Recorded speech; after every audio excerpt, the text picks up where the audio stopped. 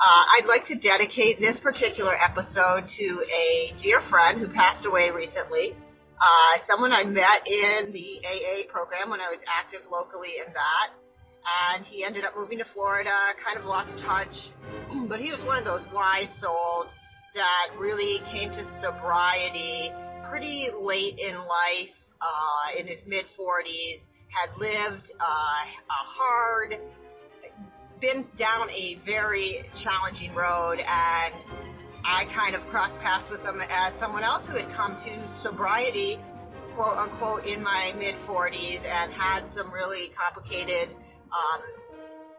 things that made us kind of stick together. He'd lost custody of his son fairly early on, and that was a framing trauma for him that rippled throughout his life, that loss, and that was the same for me, losing custody of my oldest son, or giving up custody, and a framing trauma, and we just connected over that.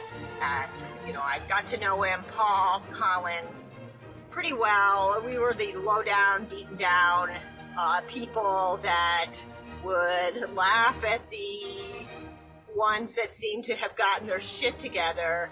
And I guess looking back, I realized more how much goes into an addiction, and there's so many other circumstances that were beyond my control, beyond Paul's control to, really correct. Things happen that push you down farther and farther, and there's really not much of a bootstrap that you can apply to get back up to that level. But some people are there, and they just annoy the F out of us because, they might have gotten sober in their 20s, and here, we felt like the biggest losers in the world. We didn't feel like that, but joking about it.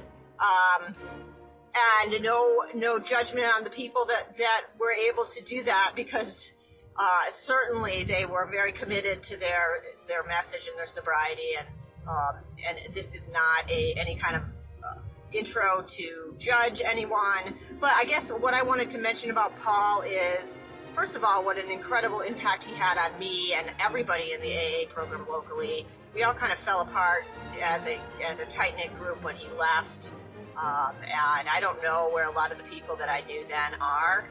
God bless him. Paul, I felt like, even though we didn't stay in touch, we have an eternal connection.